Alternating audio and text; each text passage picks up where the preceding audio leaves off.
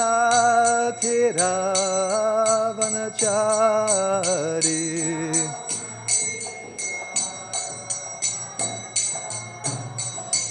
Jaya Radha Madhava Kunja Vihari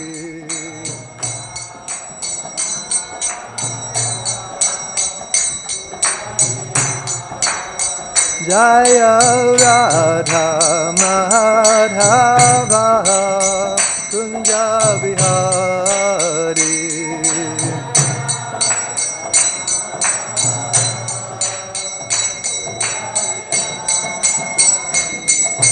Gopi Jana Vallabha Girivaradari Jana Vallabha Girivaradari Gopi Jana Vallabha Girivaradari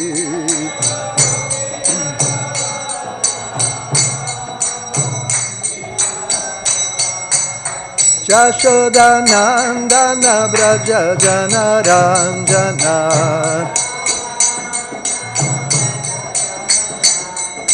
Jashodanandana Braja Janaranjana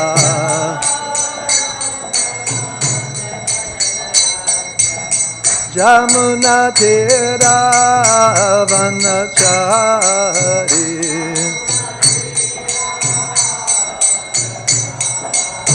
Jamuna Tira Vanachari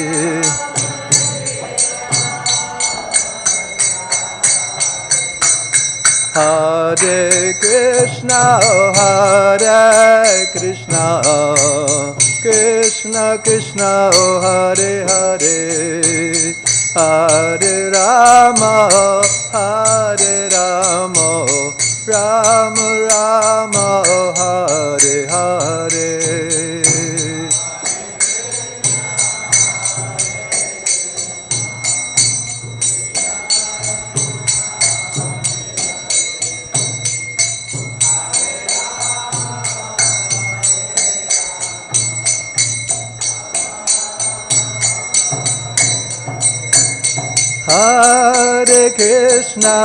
Hare Krishna Krishna Krishna Hare Hare Hare Rama Rama Rama Hare Hare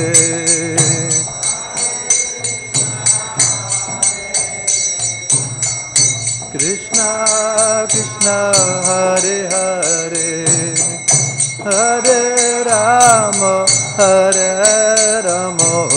Rama Rama Hare Hare Jaya Radha Madhava Kunja Vihari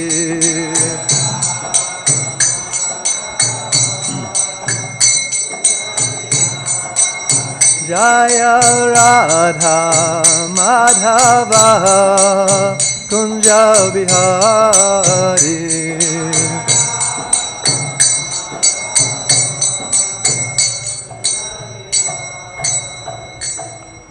Jayom Vishnupad Paramahamsa Paribrajakacharya Astotarashata Shri Srimad His Divine Grace Abhay Charanaravinda Bhaktivedanta Goswami Maharaj Srila Prabhupada Ki Jai ISKCON BBT Founder Acharya His Divine Grace Srila Prabhupada Ki Jai Ananta Koti Vaishnava Vrinda Ki Jai Namacharya Srila Haridas Thakur Ki Jai ISKCON Guru Vrinda Ki Jai Prem Sikaho Shri Krishna Chaitanya Prabhu Nityananda Shri Advaita Gadadhar Shri Vasadi Gaura Bhakta Vrinda Ki Jai Shri Shri Radha Krishna Gopa Gopinath Shyaima Kunda Radha Kunda Giri Govardhan Ki Jai Shri Vrindavan Dham Ki Jai Shri Navadvip Mayapur Dham Ki Jai Shri Jagannath Puri Dham Ki Jai Ganga Maye Ki Jai Jamuna Maye Ki Jai Tulsi Devi Ki Jai Bhakti Devi Ki Jai Samaveta Bhakta Brinda Ki Jai Prihat Mridanga Ki Jai Shri Harinam Sankirtan Ki Jai Nitai Gaur Premanandi Hari Hari Bol. All glories to the assembled devotees Hare Krishna. All glories to the assembled devotees Hare Krishna. All glories to the assembled devotees. Hare Krishna. All glories to the divine lotus feet of Sri Sri Guru and Sri Gauranga. All glories to Srila Prabhupada.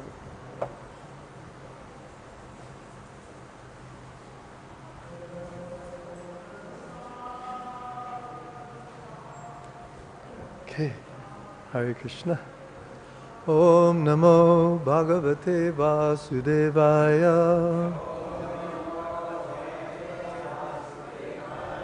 Om Namo Bhagavate Vasudevaya. Om Namo Bhagavate Vasudevaya.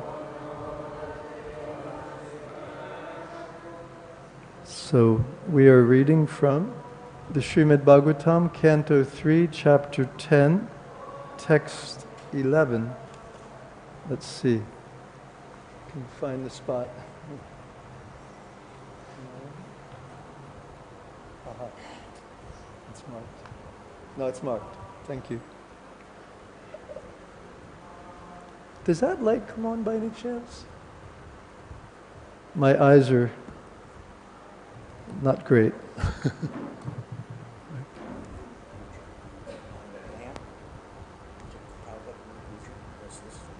Oh, wow, thank you. Thank you. Oh, thank you.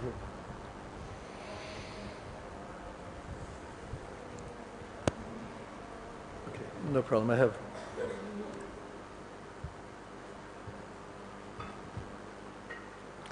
Okay, so please repeat. Maitreya uvāca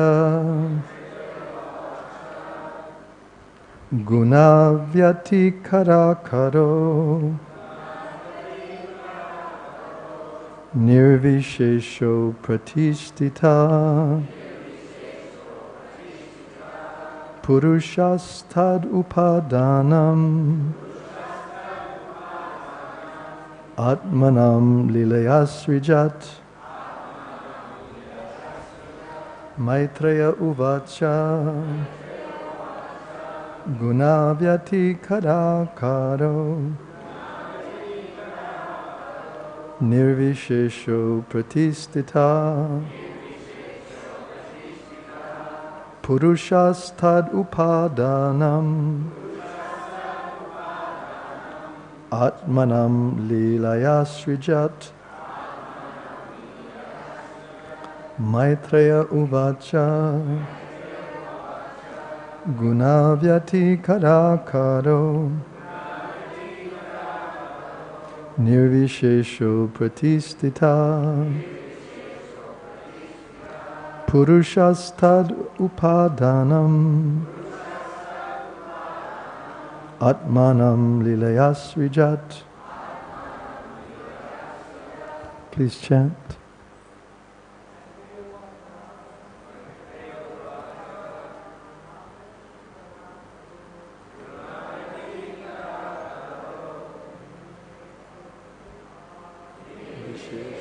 Pratiṣṭhitaḥ puruṣas tad-upādānam ātmānam līlayāsṛjat Maitreya uvāca guṇa-vyatikarakāro nirviśeṣo pratiṣṭhitaḥ puruṣas tad-upādānam ātmānam līlayāsṛjat Maitreya uvāca guṇa-vyatikarakāro nirviśeṣo pratiṣṭhitaḥ puruṣas tad-upādānam ātmānam līlayāsṛjat. Matajis. Maitreya uvāca guṇa-vyatikarakāro nirviśeṣo pratiṣṭhitaḥ, puruṣas tad-upādānam, ātmānaṁ līlayāsṛjat, Maitreya uvāca, guṇa-vyatikarakāro, nirviśeṣo pratiṣṭhitaḥ,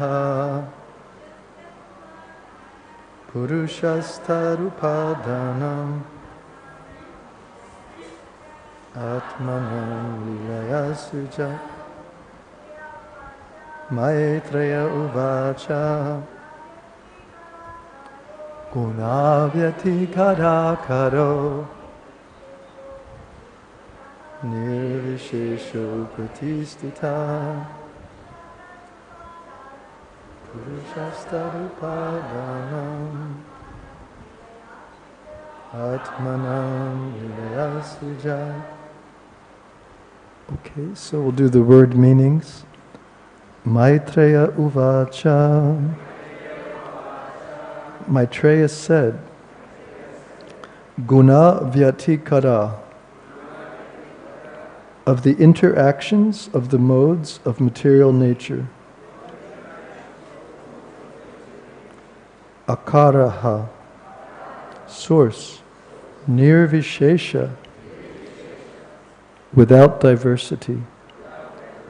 Apratiṣṭhitaḥ, unlimited. Puruṣaḥ, of the Supreme Person. Tat, that. Upādānam, instrument. ātmānaṁ, the material creation. Līlayā, by pastimes. asṛjat, created. Translation and purport by His Divine Grace, Srila Prabhupada. Maitreya said, eternal time is the primeval source of the interactions of the three modes of material nature. It is unchangeable and limitless, and it works as the instrument of the Supreme Personality of Godhead for His pastimes in the material creation. Please repeat. Maitreya said, eternal time is the primeval source of the interactions of the three modes of material nature. It is unchangeable and limitless, and it works as the instrument of the Supreme Personality of Godhead for His pastimes in the material creation. Srila Prabhupada's purport. The impersonal time factor is this sound level okay? Is it? It's good, thank you. The impersonal time factor is the background of the material manifestation as the instrument of the Supreme Lord. It is the ingredient of assistance offered to material nature. No one knows where time began and where it ends, and it is time only which can keep a record of the creation, maintenance, and destruction of the material manifestation. This time factor is the material cause of creation, and is therefore a self-expansion of the personality of Godhead. Time is considered the impersonal feature of the Lord. The time factor is also explained by modern men in various ways. Some accept it almost as it is explained in the Srimad Bhagavatam. For example, in Hebrew literature, time is accepted in the same spirit as a representation of God. It is said therein, quote, God, who at sundry times and in diverse manners spake in time past unto the fathers by the prophets, end quote. Metaphysically, time is distinguished as absolute and real. Absolute time is continuous and is unaffected by the speed or slowness of material things. Time is astronomically and mathematically calculated in relation to the speed, change, and life of a particular object.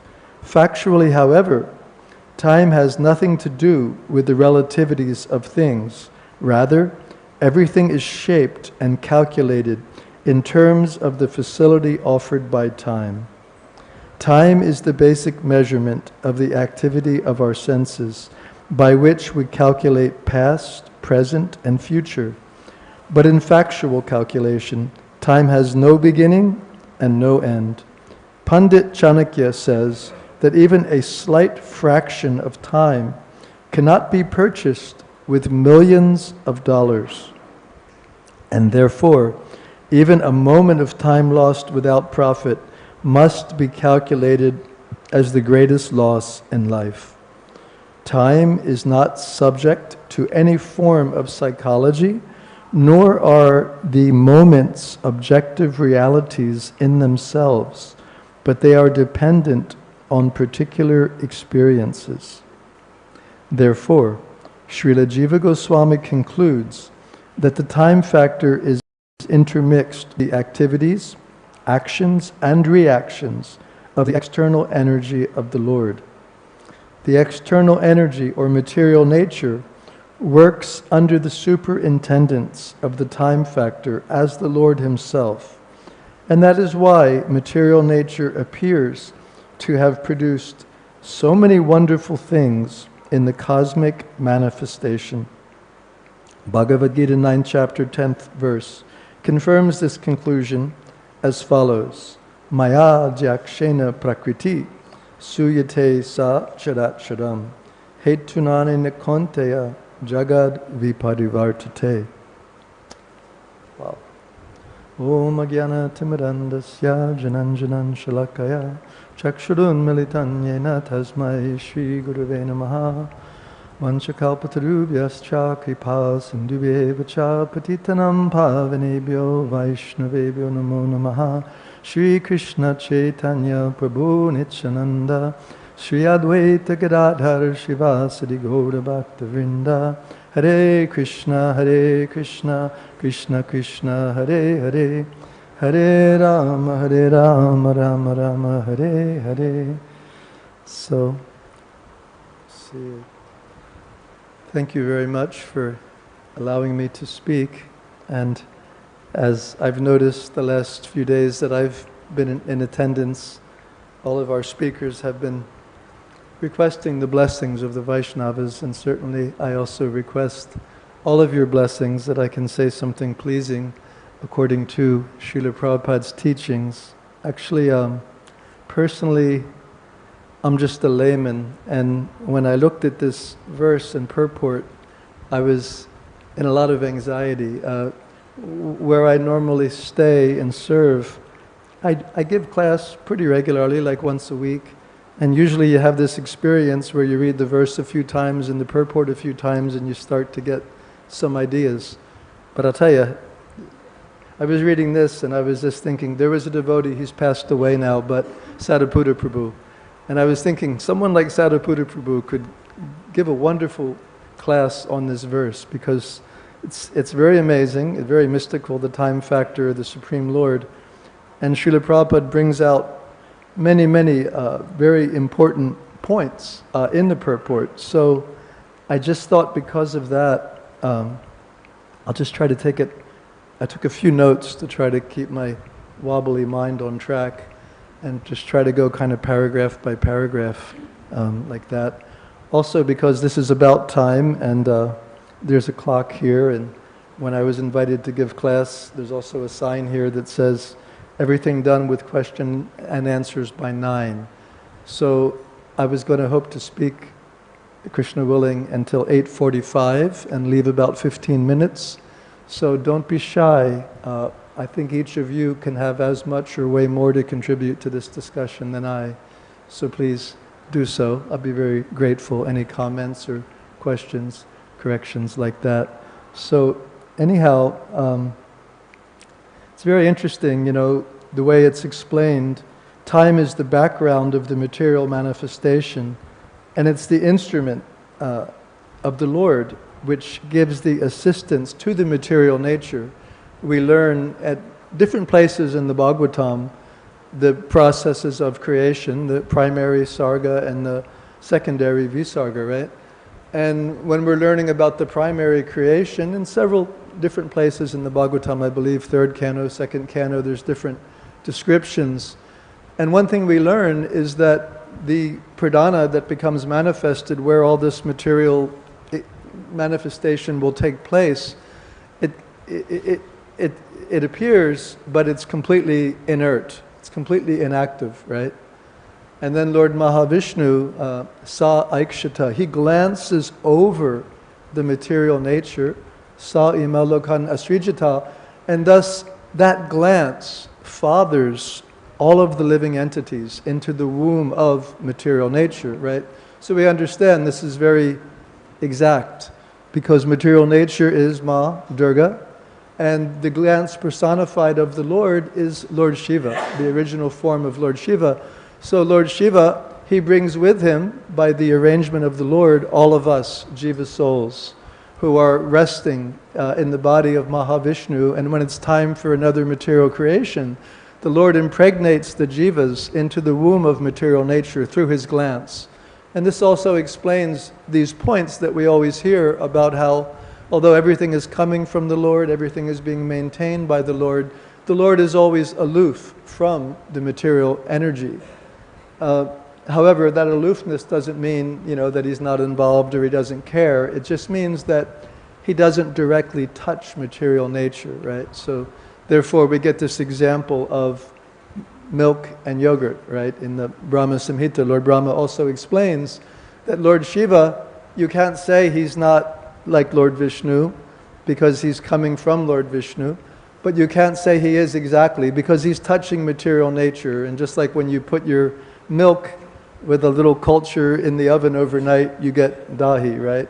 So in this way, simultaneously one and different like that. So anyhow, along with the jiva souls in the glance of Lord Mahavishnu, also comes this time factor, because the material is there, the jivas are there, but we also understand that, in the Christian scriptures, they say man proposes, God disposes. Although we are conscious, right? We are eternal, we are conscious, we are knowledgeable, but we're very, very tiny. And our ability to move this gigantic pradhan forward is, just not there, right? So along with the jivas entering in, which will create the combination for all of the life forms in the material world to take place, the time factor enters. And the time factor, which is this background, Prabhupada says, of the material nature and the instrument with which the Lord stirs the modes of nature and actually gets everything coming.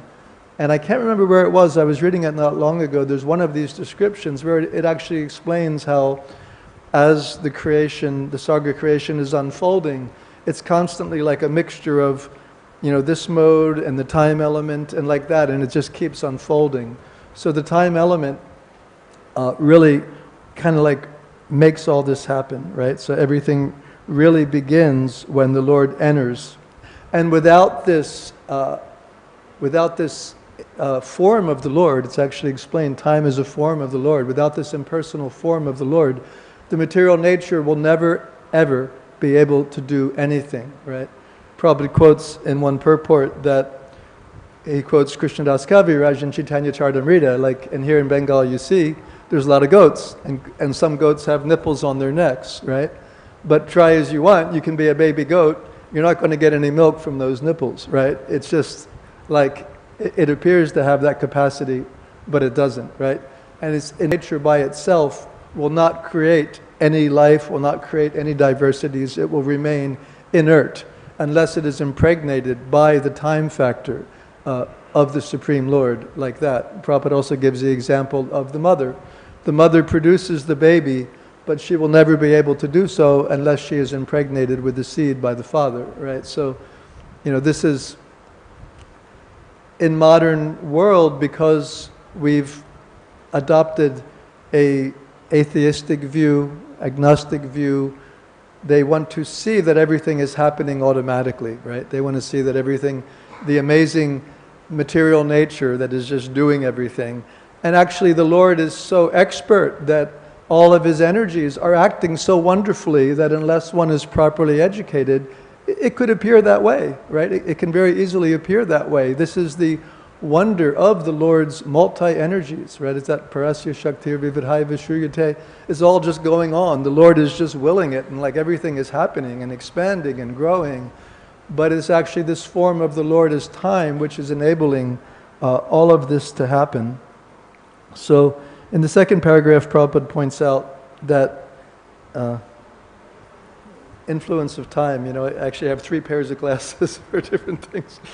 Don't get old, And so Prabhupada explains that it's also understood this way sometimes by modern men, similar to the Bhagavatam. He gives a quote from the Jewish scriptures, and it also reminded me, and I hope I get it right, but I believe it's a philosophy called the deists. And the deists kind of have this idea that, similar to the Bhagavatam in the sense that yes, there is a God, and yes, God did create everything, and he kind of wound it up like an alarm clock and let it go. And then he stepped back and, whatever is happening, right?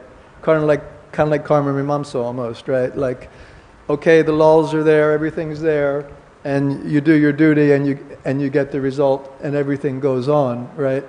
But this is kind of like starting in the middle, really. It's not really, no one is ever going to actually understand the source of our creation and the source of the creation of the universe through these types of philosophies. But at the same time, in one sense, because the time factor is an impersonal representation of the Lord, we don't directly see the Lord there. And this is also how it is, that although everything is coming from the Lord is aloof. Because he, in his personal form, he has other very, very important things to do, right? He has to play with his friends. He has to tease Mother Yashoda. He has to tease the gopis. He has to milk the cows. He has to kill the demons. He has so many fun, wonderful things to do, right? And this is his main business. So therefore, he has his expansions, so many expansions of the Lord who have so many different features, who are maintaining the spiritual and the material creations. And here we're learning about the time factor, which is getting all this going. And then in the next section, Prabhupada is also describing, he quotes Chanakya Pandit, how this time, it's actually priceless, right? Time is priceless. Chanakya Pandit points out that even one moment of time, you cannot buy back for all the money in the world, right? And throughout history, there are so many very poignant examples of this, both ancient, which are generally more interesting, but even contemporary, right? We see the topmost leaders. I know a few years ago, a very famous person, Steve Jobs, right? So in terms of the modern tech world, he was a big gun. I mean, he started the Apple computers, and later he foresaw this whole thing with phones, and what a revolution, I might say, from some people's perspective, what a horrible revolution, but anyway, what a revolution, right? I mean, he's like a tech titan, and in a world where all of the intelligent people, educated people, are completely focused on what's the next new big thing in tech. I mean, this guy was at the cutting edge, right? Now, not to bash him, to his great credit, when he was a young guy, right, living in a garage, working on the first Apple master frame, starving artist, starving technologist, once a week, he actually addressed he was invited to speak at the graduation at Stanford University, one of the top tech schools in America, and he actually pointed out that when I was a young guy, I got one good meal a week. I would walk all the way to the Hare Krishna temple for the Sunday feast, right? So certainly we don't mean to bash him, but the only point I was trying to bring out is that in spite of his prestigious position, in spite of his personal association with all of the top intelligentsia of his time, he got pancreatic cancer, and there was no cure, right? And very soon he had to leave that body. Again, fortunately, he'd had a lot of prasadam, right? But there's so many poignant examples of this, no matter how great. I've always loved this story about Alexander the Great. We know about him. He was 28 years old. He became in charge of his little country, and then he took over the next one and the next one, and his army got bigger and bigger. I mean, the guy made it all the way from Greece to India, overland, and basically conquered everything in his path, you know. He even defeated a king in India, you know, and it's like amazing, you know. He got quite far, right? And I think by the time he was 32, he had conquered a good chunk of what was considered to be the known world at that time, right? And then he got a cold, and he got really sick, and he knew he was dying, right? And, you know, this big, powerful guy, I mean, everybody was bowing at his feet, you know, and what to speak of at a very young age, you know, just busting out. And he defeated the Persian Empire, my God, huge empire, you know, like he, you know, but then he got this cold, and he knew he was dying. And Srila Prabhupada quotes him in different places, interestingly, and he seemed to be quite an intelligent person. So the story is that as he was lying dying, he called all of his top generals, these guys that had fought with him through thick and thin for years and years, and they would die for this man, you know, and they had risked their lives repeatedly for this man, right? And they trusted him implicitly. So he said, I have to ask you three things. And he said, I am dying, and when I die, I want three things to be done, right? And they said, yes, yes, you know, whatever you say. And he said, when I am carried to the place where I am going to be buried, I want my physicians to carry me. I want my physicians to be the ones carrying me. And they're like, okay, sure, you know, like they didn't understand it, but whatever you say, we'll do.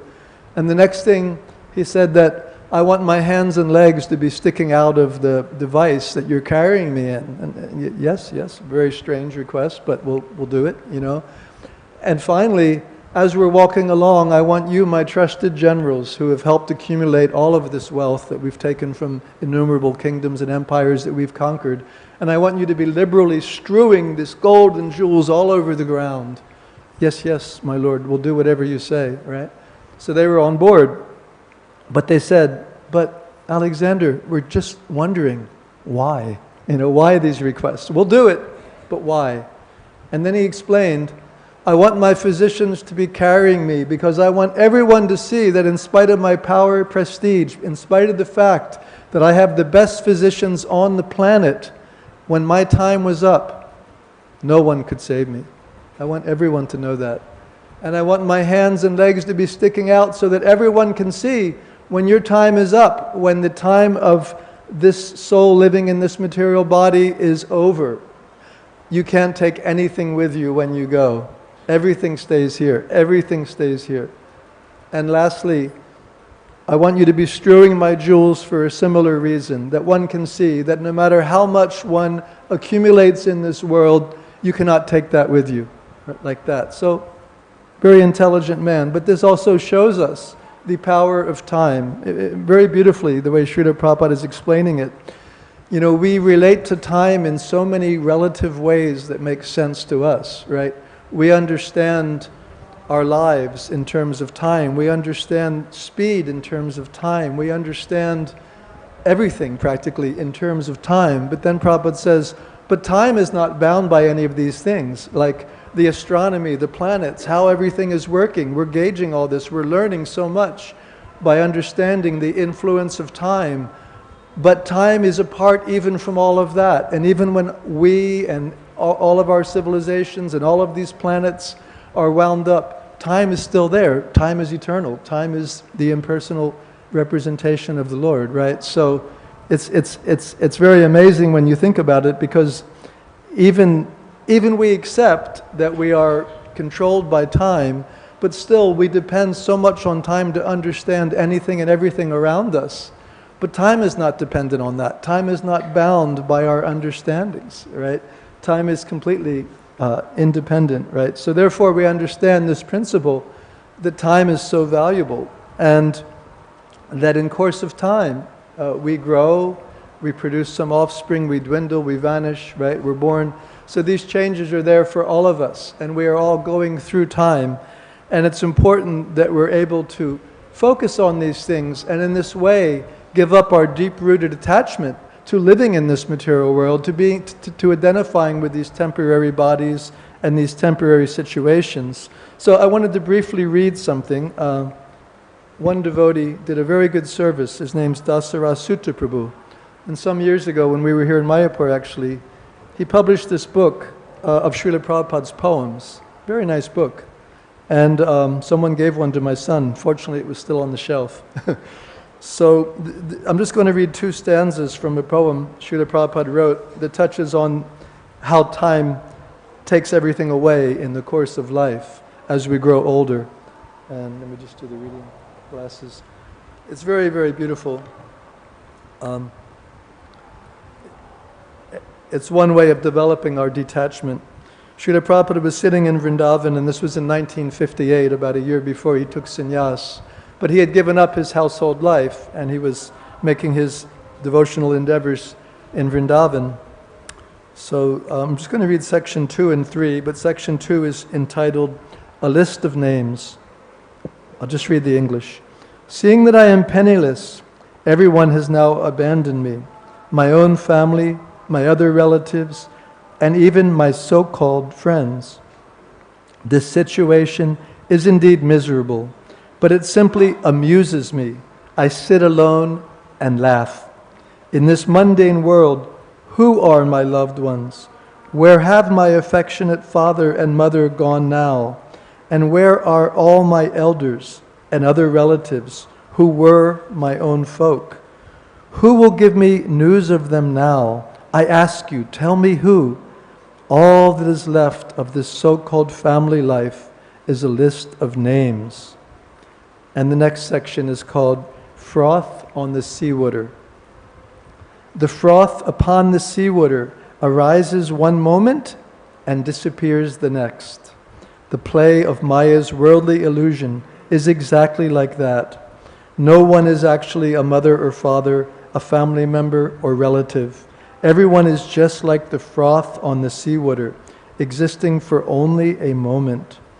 Just as the froth on the seawater dissolves again into the sea, the body made of 5 elements merges again with these elements after it dies. How many fleeting forms does the embodied soul take in this manner? His so-called family members are only related to this temporary external body. So that was a couple stanzas there. And we know Srila Prabhupada and our previous acharyas, to guide us, they take this humble mood as if conditioned, and they reveal to us the great value of properly utilizing the time of our lives. Srila Prabhupada was very fond of the beautiful song, the Prabhu yesterday mentioned it in class, Hari Hari Vipale. Very, very beautiful song. My dear Lord, I have wasted my life. By your grace I have been given this human form, but I didn't use it to worship Radha Krishna, right? Now my life is ending, right? Like that. So they're teaching us like that. Beautiful song by Bhaktivinoda Thakur, right? Udila Aruna Purabhabhage. In the morning the sun is rising here in Mayapur. Lord Gauranga and his associates are going out on Harinam, and they're calling out to the still sleeping people. You spend your days you spend your nights uselessly sleeping and your days decorating your bodies. You're slowly falling through your last moments to death. You're not worshipping the darling of Mother Yashoda. With every rising and setting of the sun, a day passes and is lost. Why do you then remain idle and not serve the Lord of the heart? Take shelter of the holy name of Lord Krishna as your only business, right? So in this way, they are guiding us both to very carefully manage our time by utilizing this human form of life in devotional service. And they're giving us the process by which we can easily do so, by chanting the holy names of the Lord and by fully engaging in devotional service, right?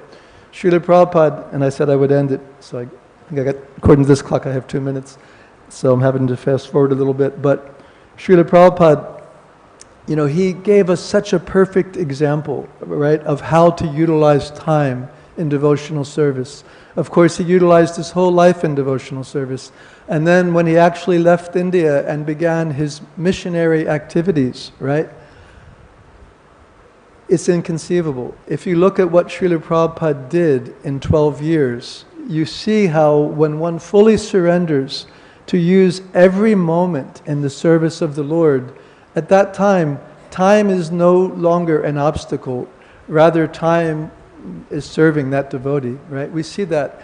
Who could have done that in 12 years? If you look at any one of Prabhupada's accomplishments, and somebody had actually done that in 12 years, it would be inconceivable, right?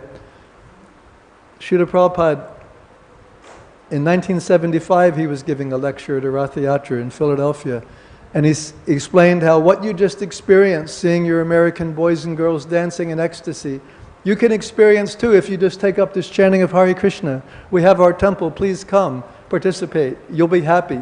He explained how material life is simply suffering, but if you take up this chanting, you'll be happy. And then he said, but if you need to be convinced, we have written 60 books just to convince you. We have written 60 books, and just to convince you. And that was 1975. There were some more books coming out after that, right? So just the books that Srila Prabhupada wrote, it's inconceivable. The quantity and the quality and the depth. Srila Prabhupada, through his Bhaktivedanta purports, was able to unlock the most deepest, secret, esoteric truths of this ancient Sanskrit Vedic literatures and make it completely able to be assimilated by common people in every corner of the world. There's devotees in Mongolia, there's devotees in Africa, there's devotees in America. What is that? That beautiful verse, Kerato Hernanda Polinda Pukasha, right?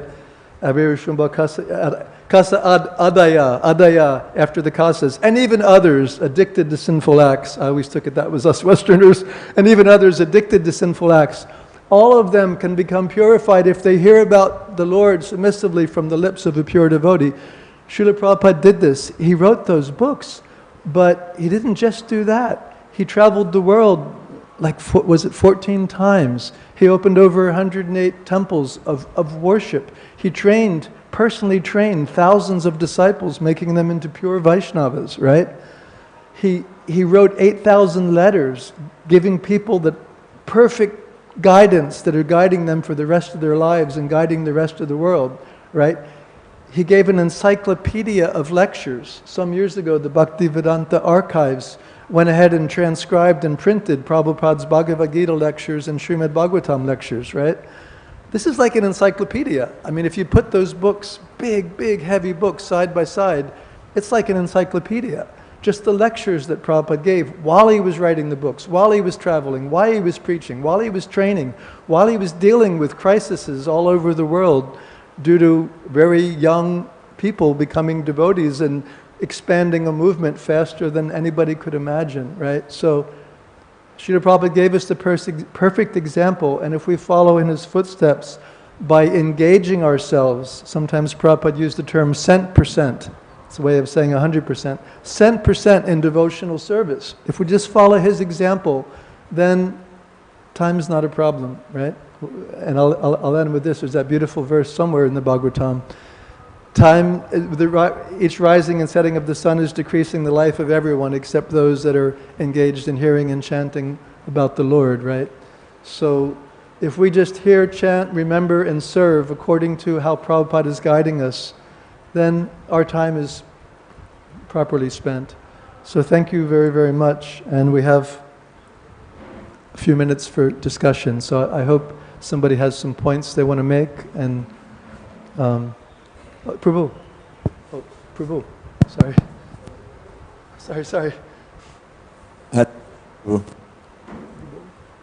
Thank you very much for a wonderful class. Very impressed. The reliable symptoms of bhava is avyartakalatvam. This means that one doesn't waste a second of his valuable lifetime. So what is it to waste?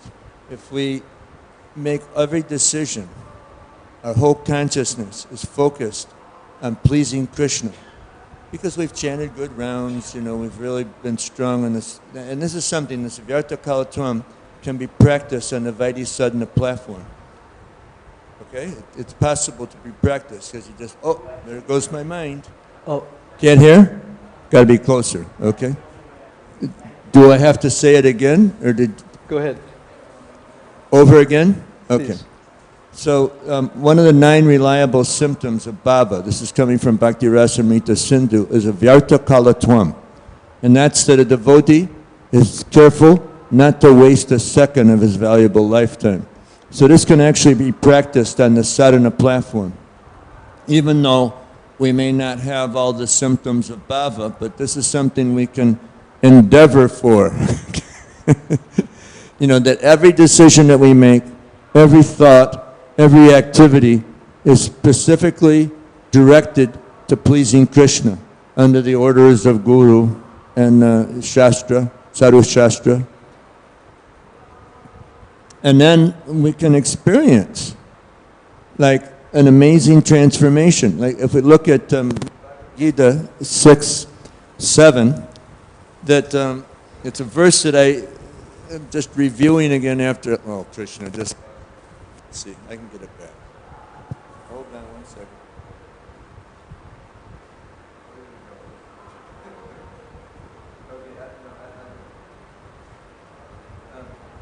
Actually, I do know it, but I just want to have this as a backup. Okay. For one who has conquered the mind, this follows 6.5, 6.6. It's all about the mind. If we control it, it's our friend, the best of friends. If we don't control it, it's the worst of enemies. So this is the sequel to that. For one who has conquered the mind, the supersoul is already reached, for he has attained tranquility. Now this is in the Dana Yoga section, you know, the Ashtanga Yoga, but it's applicable to Bhakti Yogis. To such a man, happiness and distress, heat and cold, honor and dishonor are all the same. So in the purport, Prabhupada describes that if we actually do everything for the pleasure of Krishna, then we get to that platform of, the Sanskrit is pratiṣṭhitaḥ, who's achieved tranquility, and then happiness and distress, heat and cold. You live in Mayapur, the heat's sometimes there, sometimes the cold's there, and sometimes you get dishonored, sometimes you're honored, but it's not a big deal because it's actually Krishna purifying us. And I was given class in Bangkok, in a subsequent verse. This is 10:8. This is the Krishna. This is just before Jashoda and binds baby Krishna. But there's a description of how a devotee, he sees even the most difficult situations, the most distressful situations, if it comes about in the course of his rendering service, as something that's very enjoyable. I mean, Queen Kunti, she's praying, Krishna, please come to us. Send us more calamities. We want them. Because when they come, you come, we see you, no longer repeated birth and death. So the point is this, is that if we just, learn, I know I went through a major transformation in my devotional life. I joined the movement in 77, and 12 years later, I attended the VIH for the first time. And I was regularly reading the books because I was a book distributor. Giriraj Swami gave Bhakti Rasamrita Sindhu verses. This is a course that he gave, that Krishnadas Kaviraj Krishnadas Kaviraj Goswami used in the Chaitanya Charitamrita. And after 12 years of regularly reading Srila Prabhupada's books, I didn't know what it meant to be a pure devotee. And then here's the definition, anyabhilashita sunyam jnana karma anyanavritam. It was something that was unachievable, it was just way distant. But actually Prabhupada established this concept, we could all practice that. And, so if we follow the guidelines that are there in the definition of pure devotional service, then we're doing everything to please Krishna. And, we can get to that platform of utilizing time properly in such a way that we're elevated rather than degraded. Digache? Thank you. And actually, thank you so much for pointing those points out. And it actually triggered something for me. You know how you mentioned wasting time, right? And not wasting time.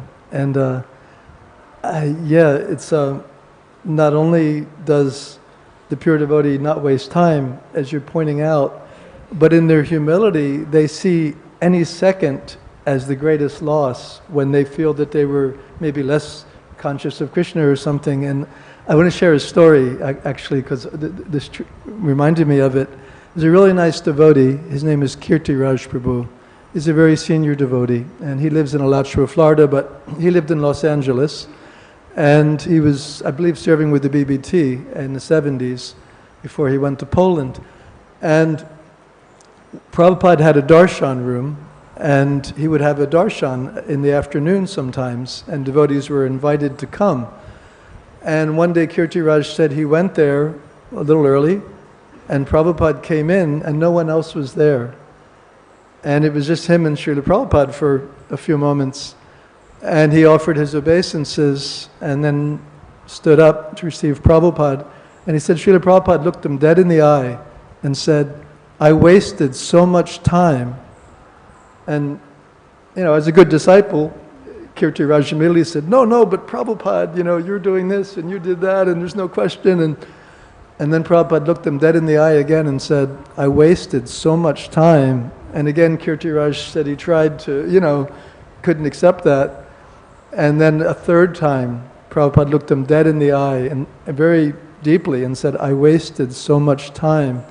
At which Kirtiraj Prabhu said he just was quiet and just, you know, in deeper understanding of Srila Prabhupada's inconceivable humility, that when they're so Krishna conscious that, like the gopis, right, they're cursing Brahma, that they have this habit of blinking, and in that blink you don't see Krishna for a second. So it's kind of like that, but it just shows you how our relationship with time can become so different if we become Krishna conscious. Yes, Mataji.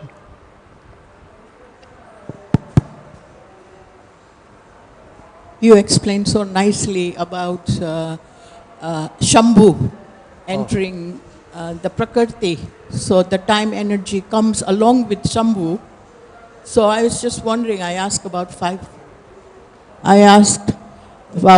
devotees, because I really want to, because a couple of days ago I mentioned about 5 features of Lord Shiva. So my question is Kala energy, you consider him part of Shiva or Vishnu? Because it seems like I'm already beginning to give my answer if it comes from Shambhu, who is also turns into Sadasev. Can you confirm, please? Well, again, as I mentioned in the beginning, I'm a layman, but my understanding, and it may be very rudimentary, is that along with the glance of the Lord, which personified as Lord Shiva, comes the jivas and comes the Lord in his incarnation of time. It seems the way it's presented to be an impersonal representation of the Lord.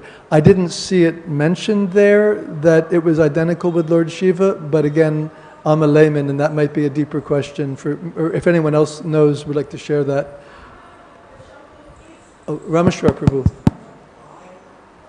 Time is a representation of the Supreme Lord. Right. So if we just keep that and not try to say which Supreme Lord, Okay. but if we just think time represents the Supreme Lord, then you'll understand that this is the Supreme Lord acting and controlling the whole material world. And we don't have to necessarily connect it to this personality's name or that personality's name. Prabhupada said it's the Supreme Lord's representation. That's how I look at it. Thank you. Yeah, that's the I way- wanted to say Sadhaputta would have been very pleased with what we heard you speak on today on this class. You gave this the relativities of time, that for each one of us we know time only in the relative way. It's our past, our present, and our future. That's how we know time. And then you explained time is actually before and after all that. It has no beginning, it has no end, because it represents the Supreme. It was perfect. You explained relativity of time and the absolute nature of time. So I want to thank you on behalf of everyone for that class. You Thank did you. very well. Hare Krishna. Thank you, Rameshwar Prabhu. Well, I think, speaking of time, we've reached our time, so thank you so much. All glories to Srila Prabhupada. Glories to Guru and Granga.